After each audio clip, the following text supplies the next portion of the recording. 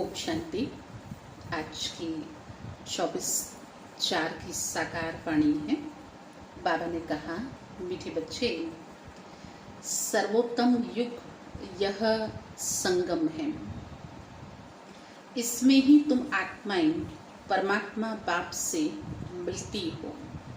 मीठे बच्चे, सर्वोत्तम युग यह संगम है।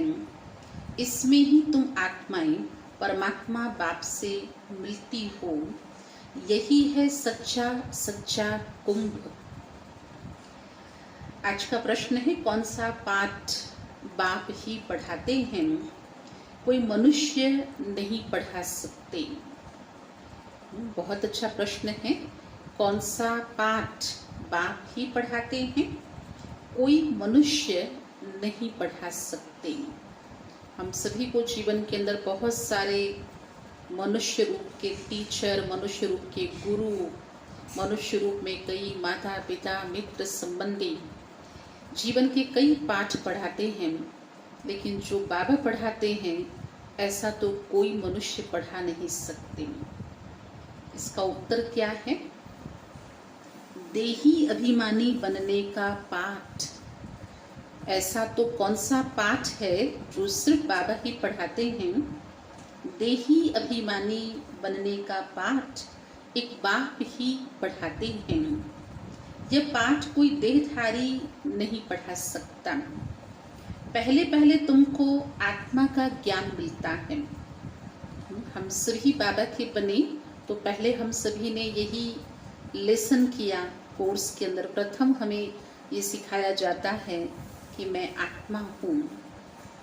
तुम जानते हो, हम आत्माएं परमधाम से एक्टर बन पाठ बजाने आए हैं।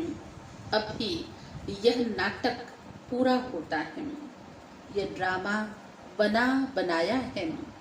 इसे कोई ने बनाया नहीं, इसीलिए इसका आदि और अंत भी नहीं है। इसीलिए इस ड्रामा का आदि और अंत भी नहीं है, क्योंकि यह अविनाशी बना बनाया ड्रामा है। आज की मुरली का गीत है, जाग सजनिया जाग। क्यों जगे सजनी रूपी आत्माएं? क्योंकि अब युग परिवर्तन की वेला है। इसीलिए बहुत सुंदर गीत है आज का, जाग सजनिया जाग। ओम शांति। बच्चों ने ये गीत तो अनेक बार सुना होगा। साजन सजनियों से कहते हैं, उनको साजन भी कहा जाता है। वह माता पिता भी है, शिक्षक भी है, सतगुरु भी है, मित्र सखा स्वामी, इसीलिए उससे साजन भी कहा जाता है।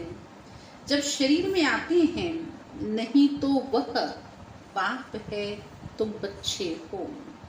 तुम सभी भक्तियां हो, भगवान को याद करते हो।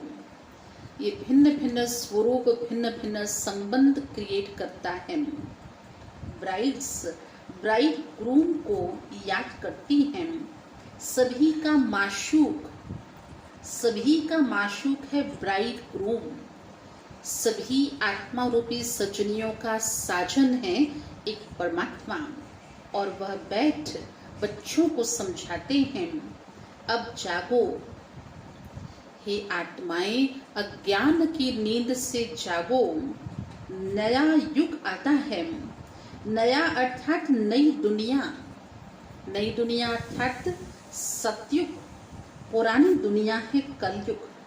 अब बाप आए हैं, तुमको स्वर्गवासी बनाते हैं। कोई मनुष्य तो कह न सके कि हम तुमको स्वर्गवासी बनाते हैं। सन्यासी तो स्वर्ग और नरक को बिल्कुल जानते ही नहीं। जैसे और धर्म है, वैसे सन्यासियों का भी एक और धर्म है। वह कोई आदि सनातन देवी देवता धर्म नहीं है। सन्यास धर्म है, लेकिन देवी देवता धर्म नहीं है, क्योंकि सन्यासी भी देवी देवताओं को मानते हैं, पूजते हैं। आदि सनातन देवी देवता धर्म की भगवान ही आकर स्थापना करते हैं। जो नरकवासी हैं वही फिर सतयुगी स्वर्गवासी बनते हैं।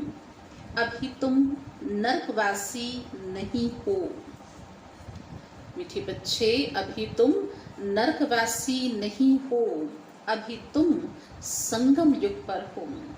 संगम होता है बीच का, हर युग का जो मध्य काल है उसमें इसे संगम नाम दिया गया, और वो भी विशेष कलयुग अंत का, सतयुग के आदि का बीच, संगम बीच को कहा जाता। संगम पर स्वर्गवासी बनने का तुम पुरुषार्थ करते हो, इसीलिए संगम युग की महिमा है। कुंभ का मेला ही वास्तव में यह है सर्वोत्तम। यह जो कुंभ का मेला है जहाँ मिलन मनाते हैं, यह है सर्वोत्तम मेला। इनको ही पुरुषोत्तम कहा जाता है। तुम जानते हो हम सभी एक बाप के बच्चे हैं। ब्रदरहुड कहते हैं ना, भाई भाई होने के नाते जो हमारा आपसी भाईचारा है, ब्रदरहुड कहते हैं ना। सभी आत्माएं आपस में भाई भाई हैं।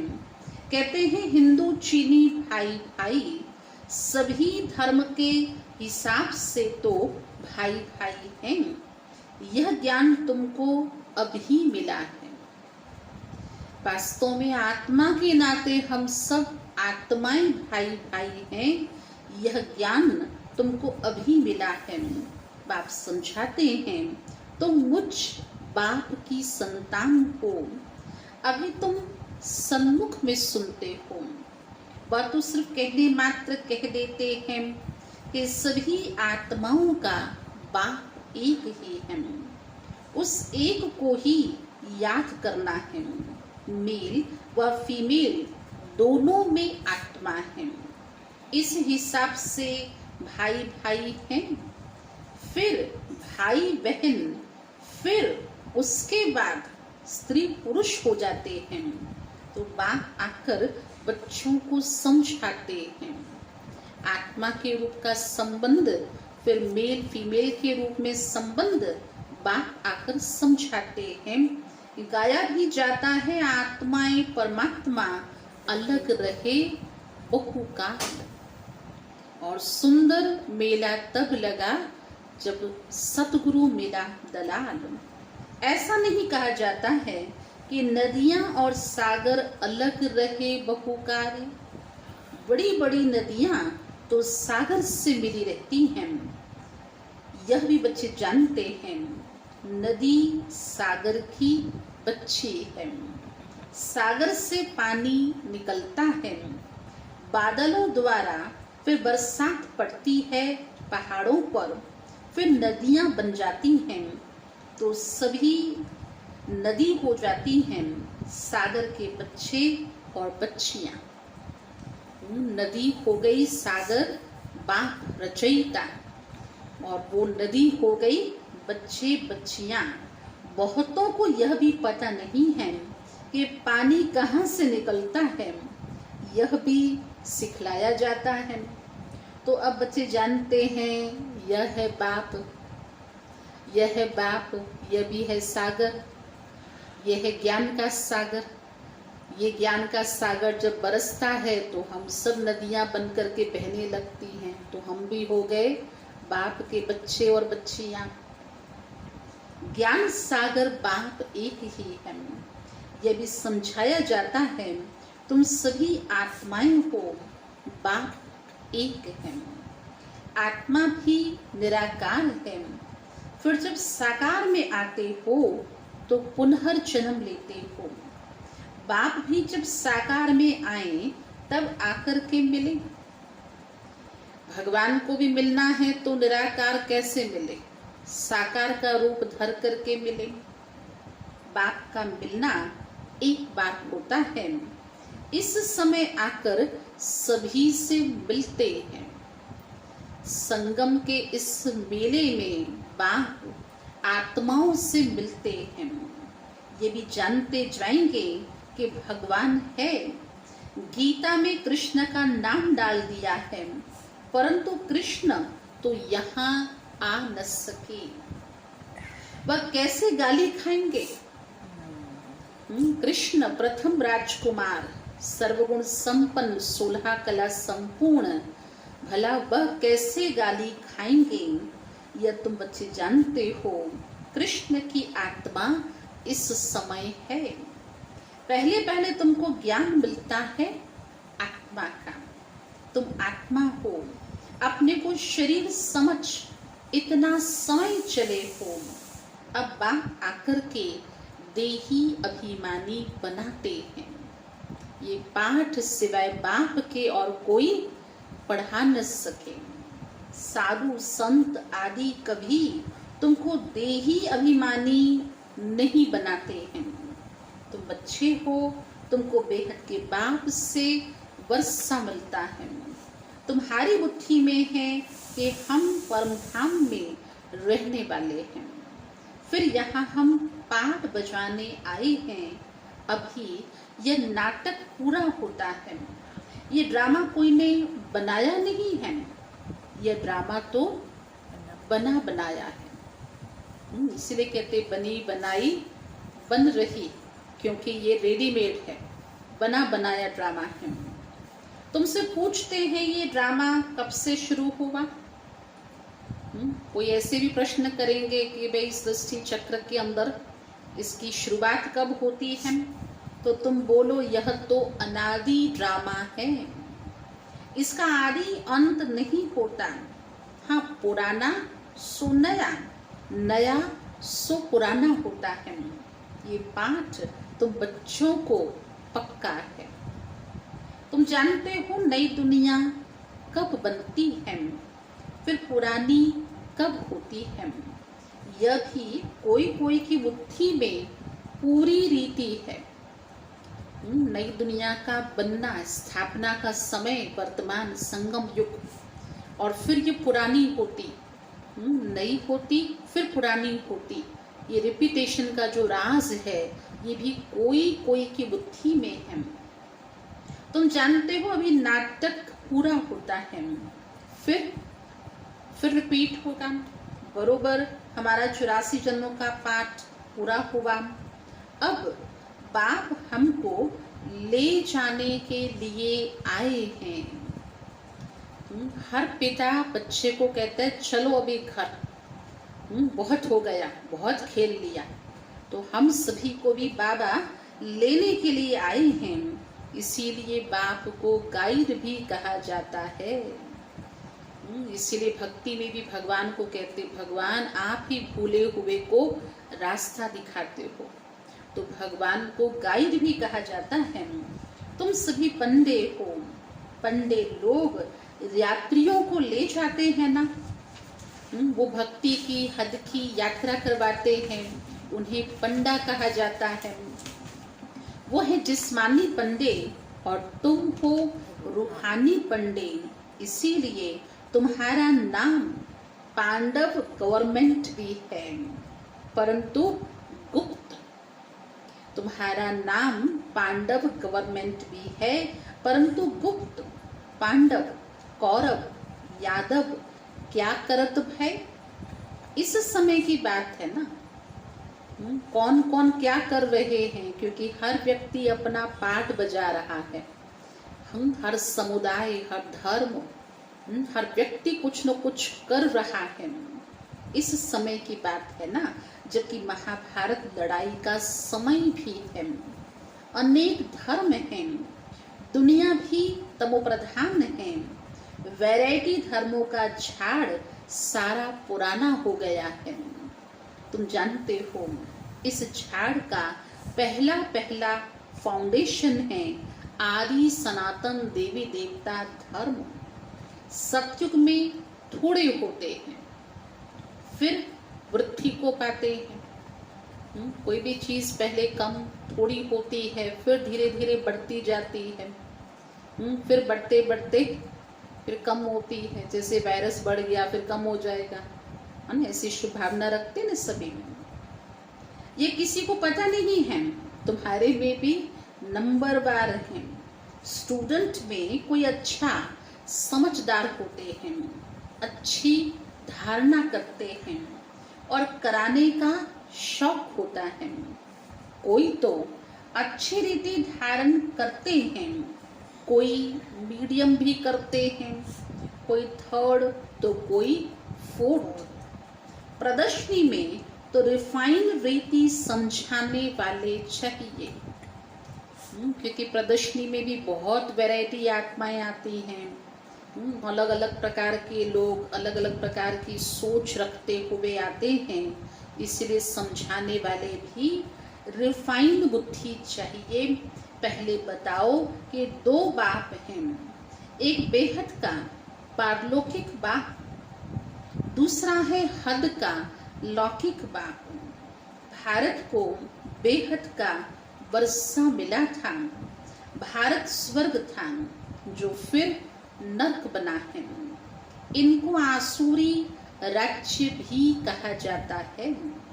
भक्ति भी पहले पहले अव्यभिचारी होती है, एक शिव बाबा को ही याद करते हैं। इतनी अच्छी सतोप्रधान भक्ति भी भारत में थी जो एक ही शिव बाबा को सभी याद करते हैं। बाबा कहते हैं, बच्चे पुरुषोत्तम बनना है तो जो कनिष्ठ बनाने वाली बातें हैं उन्हें ना सुनो। जो भी कनिष्ठ बनाने वाली बातें हैं उन्हें ना सुनो, एक बाप से ही सुनो, अर्थात हियर नो इविल। अव्यभिचारी ज्ञान सुनो, कोई से जो सुनेंगे वह है झूठ, यह है सत्य और सत्य के अलावा बाकी सब है असत्य, झूठ। बाप अभी तुमको सच सुना करके पुरुषोत्तम बनाते हैं। इविल बातें तुम सुनते सुनते कनिष्ठ बन गए हो। सोच रहा है इसे कहते ब्रह्मा का दिन, लेकिन अब अंधियारा है तो यह है ब्रह्मा की रात। ये सभी पॉइंट्स धारण करनी चाहिए। समय का अंतराल, उस समय की स्थिति और वो आत्माओं के ऊपर उसका जो प्रभाव है, इसे अवश्य धारण करना चाहिए। नंबरवार तो हर बात में होते हैं ना। डॉक्टर कोई 10-20 हजार एक ऑपरेशन का लेते हैं, कोई को खाने के लिए भी नहीं। बैरिस्टर्स भी ऐसे होते हैं। तुम भी जितना पढ़ेंगे और पढ़ाएंगे उतना ऊंच पद पाएंगे। फर्क तो है ना, पढ़ाई और फिर पढ़ाई के अलावा प्रैक्टिस, ना सिर्फ पढ़ना नहीं है लेकिन इसको प्रैक्टिस भी करना है, तो फर्क है ना। दास दासियों में भी नंबरवार होते हैं, तो सारा मदार पढ़ाई पर है। अपने से पूछना चाहिए, अपने से पूछना चाहिए कि हम कितना पढ़ते हैं, भविष्य जन्म जन्मांतर क्या बनेंगे। अगर हम इस चाल से चलेंगे तो भविष्य क्या बनेंगे। जो जन्म जन्मांतर बनेंगे सो ही कल्प कल्पांतर बनेंगे। रिपीटेशन की बात फिर आ गई। इसीलिए जन्म जन्मांतर बनेंगे, सिर्फ इतना ही नहीं लेकिन कल्प कल्पांतर बनेंगे। अगर इसको ध्यान में रखेंगे तो वर्तमान समय की पढ़ाई, योग, धारणा, इनमें हम इम्प्रूवमेंट कर सकते हैं। इसीलिए पढ़ाई पर पूरा अटेंशन देना चाहिए। विष पीना तो एकदम छोड़ देना चाहिए। सतयुग में तो ऐसा नहीं कहा जाएगा, नहीं कहना पड़ेगा ना। वहां तो संपूर्ण पवित्र आत्माएं हैं। मूत पलीति कपड़ धोए, ये शास्त्रों में कहे हुए श्लोक, ये वर्तमान समय इस घोर कलयुग की बहुत बड़ी आवश्यकता बन गई, जो भक्ति में भी कहा गया और ज्ञान में भी इसका उदाहरण लिया गया। मूत पलीति कपड़ धोई। इस समय सभी की चोली सड़ी हुई है, अर्थात तमो प्रधान है। ये भी समझाने की बात है ना। सबसे पुराना चोला किसका है? किसका कहेंगे? 5000 वर्ष जिन आत्माओं को हो गया, सबसे पुराना चोला किसका है? हमारा। हम इस शरीर को बदलते रहते हैं, परंतु आत्मा तो कितनी पतित बन गई। शरीर पतित पुराना होता गया, शरीर बदलना होता है, आत्मा तो नहीं बदलेगी ना। आत्मा तो नहीं बदलेगी ना। शरीर बूढ़ा हुआ, मृत्यु हुई, ये भी ड्रामा बना हुआ है, ये भी सभी का पाठ है, परंतु आत्मा तो अविनाशी है। आत्मा खुद कहती है मैं शरीर छोड़ती हूँ, देही अभिमानी बनना पड़े। मनुष्य सब देह के अभिमान में है। आधा कल्प है देह अभिमानी, आधा कल्प है देही अभिमानी। देही अभिमानी होने के कारण सतयुगी देवताओं को मोहचीत का टाइटल मिला हुआ है, क्योंकि देही अभिमानी आत्माएं हैं, इसीलिए उन सतयुगी देवताओं को मोहचीत का टाइटल मिला हुआ है, क्योंकि वह समझते हैं कि हम आत्मा हैं, अब ये शरीर छोड़ दूसरा लेना है। मोहचीत राजा की भी कथा है ना। बाप समझाते हैं देवी देवता मोहजीत होते हैं। खुशी से एक शरीर छोड़ दूसरा लेना है। हम सभी को भी वर्तमान, हम सभी स्वराज्य अधिकारी मोहजीत राजा सुभविष्य के बनेंगे, सत्युगी राजाएं। खुशी से एक शरीर छोड़ दूसरा लेना है। बच्चों को सारी नॉलेज बाप द्वारा मिल रही है। तुम ही चक्कर लगाकर अब फिर आए हो, मिले हो। जो और धर्मों में कन्वर्ट हो गए हैं, वह भी आकर मिलेंगे। जो अंत तक विश्व की अनेक धर्म की आत्माएं अनेक देशों से बाप से आकर इस भारत की भूमि पर मिलती हैं, अब तक भी देखते हैं। कन्वर्ट होने वाले भी बाप से आकर मिलेंगे, अपना थोड़ा बहुत वर्षा बाप से ले लेंगे। धर्म ही बदल गया ना, पता नहीं कितना समय उस धर्म में ही रहे, 2-3 जन्म ले सकते हैं। कोई को हिंदू से मुसलमान बना दिया तो उस धर्म में आता रहेगा, फिर यहाँ आता भी है। ये भी है डिटेल की बातें। कुछ जन्म के लिए वो आत्मा कन्वर्ट हो गई, लेकिन जो ओरिजिनल यहाँ की आत्मा है वो फिर लौट आती है अपने परिवार, अपने घराने में। इसीलिए कहा यह फिर डिटेल की बातें हैं। बाबा कहते हैं इतनी बातें याद ना कर सको, अच्छा अपने को बाप का बच्चा तो समझो। अगर ज्ञान की बहुत विस्तार पूर्वक बातें नहीं समझ में आती हैं तो कोई हर्जा नहीं, सिर्फ इतना ही समझो मैं बाप का बच्चा हूँ, मैं आत्मा उस परमात्मा की संतान हूँ। अच्छे अच्छे बच्चे भी यह भूल जाते हैं, बाबा को याद नहीं करते हैं, माया इसमें भुलाती है। तुम भी पहले माया के मुरीद थे ना, अब ईश्वर के बनते हो, वो ड्रामा में पार्ट है। हम तो कहेंगे बाबा हम आपके मुरीद बनते हैं, बाबा कहते नहीं तुम मेरे बच्चे बने हो, मेरे वारिसदार बने हो, ये ड्रामा में पार्ट है। अपने को आत्मा समझ बाप को याद करना है। जब तुम आत्मा पहले पहले शरीर में आई थी तो पवित्र थी, फिर पुनर्जन्म लेते लेते पतित बनी हो, अब फिर बाप कहते हैं नष्टो मोहा बनो। इस शरीर में भी मोह ना रखो।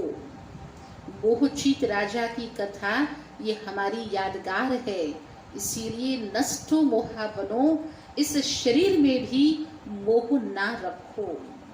अब तुम बच्चों को इस पुरानी दुनिया से बेहद का वैराग्य आता है, क्योंकि इस दुनिया में सब एक दो को दुख देने वाले हैं।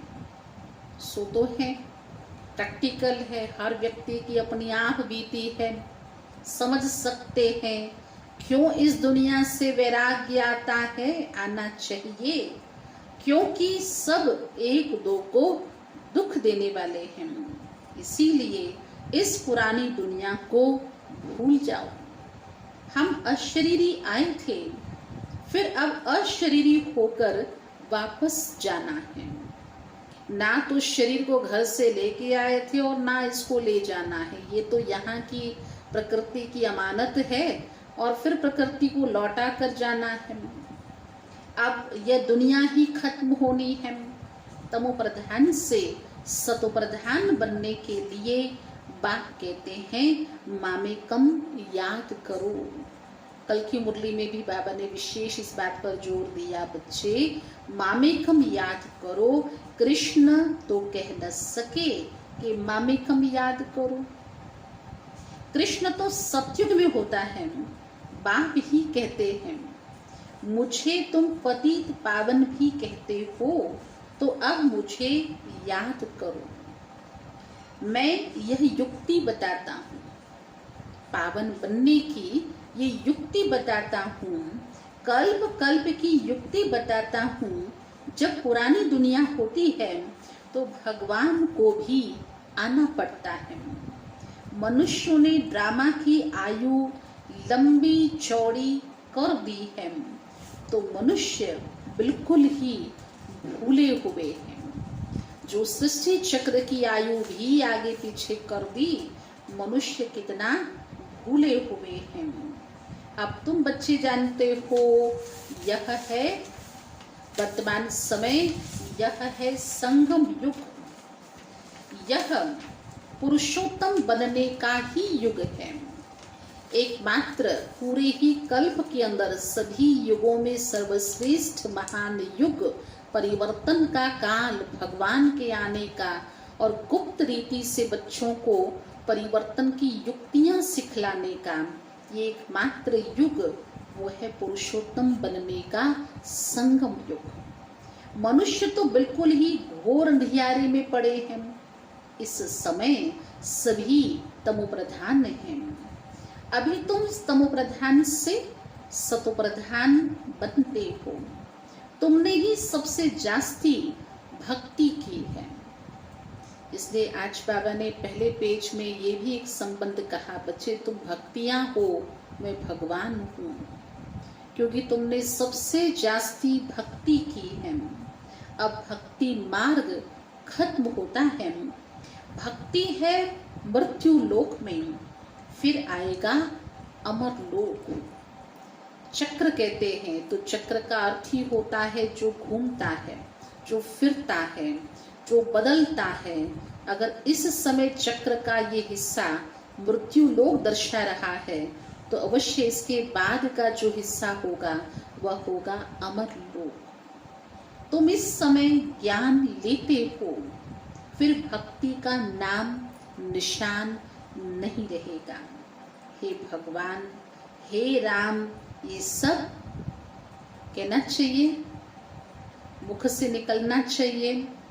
भले लॉकडाउन की अभी वर्तमान स्थिति है, तो कभी तो मुंह से मन से निकलता होगा हे भगवान। बाबा कहते ये सब भक्ति मार्ग के अक्षर हैं, इसमें कोई आवाज नहीं करना है। ज्ञान अर्थात समझदारी, अंडरस्टैंडिंग, और अंडरस्टैंडिंग कहती चुप रहो। कल बाबा ने कहा था धीरे बोलो, कम बोलो, मीठा बोलो, क्योंकि साइलेंस में रहना है, आवाज नहीं करना है। बाप ज्ञान का सागर है, आवाज थोड़ी करते हैं। उनको कहा जाता सुख शांति का सागर। तो सुनाने लिए भी उनको शरीर चाहिए ना। भगवान है सुख शांति का सागर, किंतु सुनाने समझाने के लिए शरीर चाहिए ना। भगवान की भाषा क्या है यह कोई जानते नहीं। ऐसा तो नहीं बाबा सभी भाषाओं में बोलेंगे, नहीं। वो तो परम धाम निवासी है, 5000 वर्ष तक उस साइलेंस जोन में ही बाबा रहते हैं। तो बाबा क्या इस वर्तमान समय जब धरती पे अवतरित होते हैं, तो जब बाबा के भिन्न भिन्न भाषा के लोग बच्चे बनेंगे, तो क्या बाबा भी भिन्न भिन्न भाषाओं में बोलेंगे? नहीं, उनकी भाषा है ही हिंदी। बाबा एक ही भाषा में समझाते हैं, फिर ट्रांसलेट कर तुम समझाते हो। जो रथ के द्वारा, उस मुकर्रर रथ के माध्यम से जो वाणी चली, वो है हिंदी भाषा। बाकी अनेक भाषाओं में भाषांतर कर तुम बच्चे समझाते हो। फॉरेनर्स आदि जो भी मिले, उनको बाप का परिचय देना है। बाप आदि सनातन देवी देवता धर्म की स्थापना कर रहे हैं, त्रिमूर्ति पर समझाना चाहिए। प्रजापिता ब्रह्मा के कितने ब्रह्मा कुमार ब्रह्मा कुमारियां हैं। कोई भी आए तो पहले उनसे पूछो किसके पास आए हो। पहले पूछो किसके पास आए हो। बोर्ड तो लगा पड़ा है, नाम लिखा हुआ है प्रजापिता ब्रह्मा कुमारी, लिखा है ना, ईश्वरीय विश्वविद्यालय। वो रचने वाला हो गया, परंतु उनको भगवान नहीं कह सकते। ब्रह्मा उत्पत्ति करता है, लेकिन भगवान उन्हें नहीं कह सकते। भगवान तो एक निराकार को ही कहा जाता है। यह ब्रह्मा कुमार ब्रह्मा कुमारियां ब्रह्मा की संतान हैं। तुम यहाँ किस लिए आए हो? हमारे बाप से तुम्हारा क्या काम? बाप से बच्चों का ही काम होगा ना। किस में काम पड़ेगा? बाप में ही काम पड़ेगा ना। हम बाप को अच्छी रीति जानते हैं, गाया हुआ है सन शोज फादर, हम उनके बच्चे हैं। चाहे हम सभी अपने घर में हैं, सुरक्षित हैं, फिर भी घर में रहते हुए परिवार के सामने सन शोज फादर कर रहे हैं, क्योंकि हम बाप के बच्चे हैं। अच्छा, मीठे मीठे सिकिरते बच्चों प्रति माता पिता बाप दादा का याद प्यार और गुड मॉर्निंग। रूहानी बाप की रूहानी बच्चों को नमस्ते। रूहानी बच्चों की रूहानी बाप दादा को याद प्यार, गुड मॉर्निंग और नमस्ते। आज की मुरली की बहुत अच्छी धारणा की बातें हैं। पहली मुख्य पॉइंट है पुरुषोत्तम बनने के लिए आज की परहेज, जो सभी को ध्यान पर रहे। आज का होमवर्क भी हो सकता है। कनिष्ठ बनाने वाली जो इविल बातें हैं वह नहीं सुननी है, क्योंकि हम पुरुषोत्तम बनने के मार्ग पर हैं। पुरुषोत्तम बनने के प्रयत्न में पुरुषोत्तम बनने की पढ़ाई पढ़ रहे हैं, और पढ़ाने वाले ने परहेज दी। हमें कनिष्ठ बनाने वाली जो भी इविल बातें हैं वह नहीं सुननी है। एक बाप से ही अव्यभिचारी ज्ञान सुनना है, चाहे मुरली के रूप में, चाहे किसी के अनुभव, किसी के मंथन, किसी की क्लास, किसी की कमेंट्री, किसी के द्वारा सुंदर रचे हुए गीत। ये सब बाप द्वारा कही हुई मीठी शिक्षाएं, जो भिन्न भिन्न रूप में हमारे कानों द्वारा ये अमृत जाता है, जो हमें पुरुषोत्तम बनाते हैं। इसीलिए हमें अव्यभिचारी ज्ञान ही सुनना है।